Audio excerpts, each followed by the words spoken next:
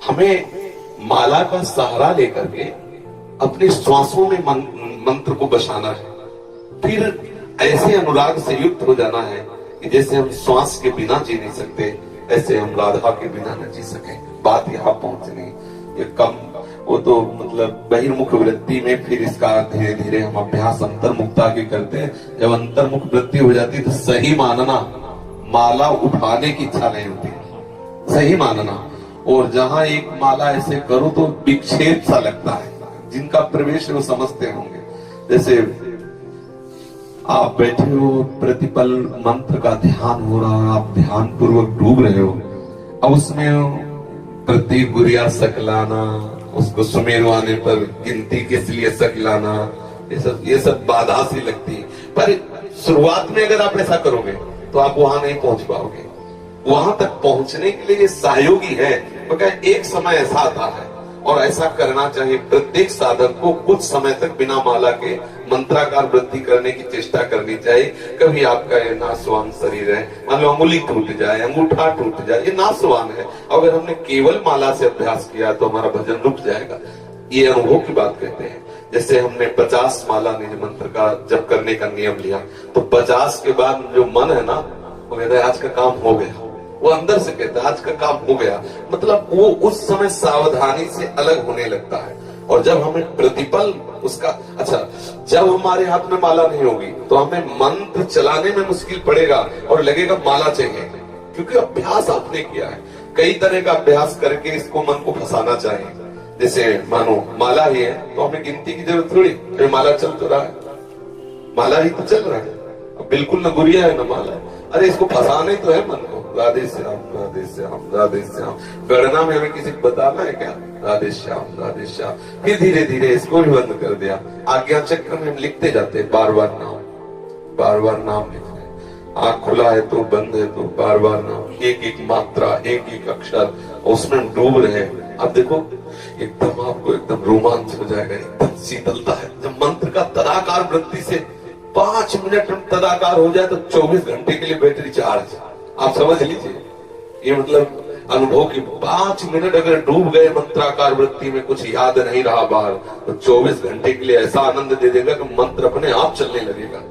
अभी क्या होता है कि अंगुली में माला, जिह्वा पे नाम और वृत्ति बाहर, ये प्रारंभिक दशा में आवश्यक है।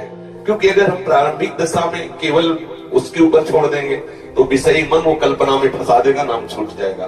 प्रारंभिक दशा में बहुत सहयोगी माला है, माला भगवत स्वरूप है, पर एक स्थिति ऐसी आनी चाहिए कि हम बिना माला के भी भगवान नाम में, प्रियाजू के नाम में, प्रियाजू के रूप में हम डूबे।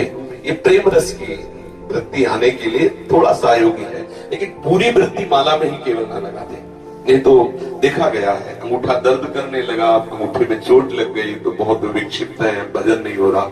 हमें ऐसी कमजोर स्थिति नहीं रखनी।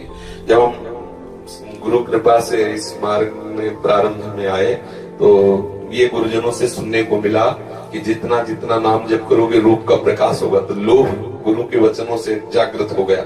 जो पूर्व में सदगुरुदेव भगवान थे, बड़े जप प्रधान महापुरुष थे, सन्यासी थे, पर बहुत प्रणव जप प्रधान थे। रात्रि के 2 बजे हम जैसे उठते तो देखते जप में बैठे हैं, और दिन में जैसे विश्राम करते तो टहलते हुए आ जाए, उठ बैठ। महाराज जी भी विश्राम कर रहे थे इसलिए लेट गए थे। नहीं, किसान को देखो, वो जंगलों में जैसे गंगा किनारे था ना, कहते किसान को देखो हल जोत रहा, एक अन्न प्राप्त करने के लिए वो विश्राम नहीं कर रहा, वो गया हल जोतने। तुम बाबा जी बनना चाहते हो, इस समय पढ़े, चलो बैठो। और जब की और फिर उनके वचनों से लोभ हुआ कि नाम जब से, मंत्र जब से प्रभु का रूप आने लगता है तो कहीं ना कहीं आकर्षण तो होता है, तभी इस मार्ग में कोई कदम रखता है। अब उसको, अब अगर कोई चूं भी बोले तो विक्षेप पड़े। फिर सदगुरुदेव भगवान से कहा कि कहीं कुछ बज रहा है, कहीं कोई बोल रहा है, कहीं कोई आवाज आ रही है तो मन बहुत विक्षेप, तो उनका इस पर सुधार करना है। हमें कहीं विक्षिप्त नहीं होना, कहीं उस संगीत आदि बज रहा तो एकदम विक्षेप होता। फिर हम साउंड पे खड़े होकर भजन शुरू किया। जैसे हम ब्रह्मांड में कहीं गाना चल रहा तो वहीं खड़े हो गए, बार बार होती मंत्राकार वृत्ति टूटने न पाए। थोड़ी देर परेशानी होती, फिर धीरे धीरे टीवी चल रही, बैठे मंत्राकार वृत्ति, उसका चित्र आकर्षित न कर पाए, उसका शब्द आकर्षित न कर पाए, पर समाज है वो हल्ला मचा है, खड़े हो गए बाजार में थोड़ी देर, मंत्र का धीरे धीरे धीरे सब जगह पास हो गए। ये जैसे ट्रेनिंग दी जाती है ना, देखो जवान की बिना युद्ध के वो सैकड़ों गोलियां बरसाता रहता, क्योंकि उसको अभ्यास चाहिए ना। तो हमको भी तो युद्ध करना है। न जाने कितनी प्रतिकूलता है कि कोई गाली बक रहा है, कोई समाज की भीड़ है, कोई मनोरंजन के गाने गाए जा रहे हैं, कहीं कोई कुछ तो हम हर लुभावने और भयावने दोनों स्थिति में नाम को ऐसा दृढ़ कर ले, किसी भी स्थिति में नाम न। अब समस्या थी, जैसे कोई आया तो बात कर रहा है तो बहुत अंदर जलन होती, ये कब जाए वो नाम, मतलब तो लगा कि ऐसे नहीं, इसका भी सुधार होना चाहिए। तो जैसे सामने वाला बोल रहा है, उसके चेहरे पर बार बार नाम का चित्रण कर रहे हैं, देखा वो समझ रहा है बाबा बहुत प्यार से देख रहे हैं, हम तो मेरे देख रहे हैं, अपना काम कर रहे हैं, और वो बार बार नाम उसके बीच में बोल दिया हाँ अच्छा, और फिर नाम चला रहे, बड़ा आनंद आने लगा। आधा घंटा वो बात हुई, लेकिन अब आधा घंटा भी स्मरण नहीं हुआ। अगर बोलना है तो कोई सूक्ष्म बात भागवती बोल दो, चुप रहो, सामने वाले बोलने दो, और अपने अपने बस अपने चलने चाहे। धीरे धीरे ऐसी स्थिति आने लगती है कि आप शयन कर रहे हो, उठे, मंत्र चल रहा है। ये जो तंद्रा में भजन होता है ना, बहुत सुखद होता है।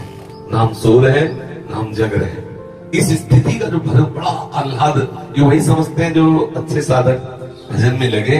एक स्थिति होती है, न सो रहे न जग रहे, चेतना भी है और बाहर की चेतना भी नहीं। मंत्राकार वृत्ति है या भागवती चिंतन एकदम डूबा हुआ है। तभी संत जन प्राय कई कई घंटे पड़े हैं, लेकिन उनको नींद में थोड़े हो, संत सोता नहीं है।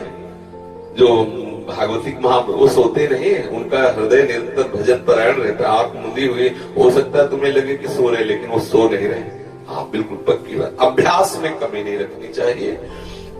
माला में गांठ लगी है कि नहीं लगी, उससे क्या होगा। आप दोनों तरह की माला रख लो सिराने, देखो क्या होता है, क्या होता है। माला रखने से केवल काम नहीं चलेगा, अंदर भजन करने से काम चलेगा। हम निरंतर भजन पर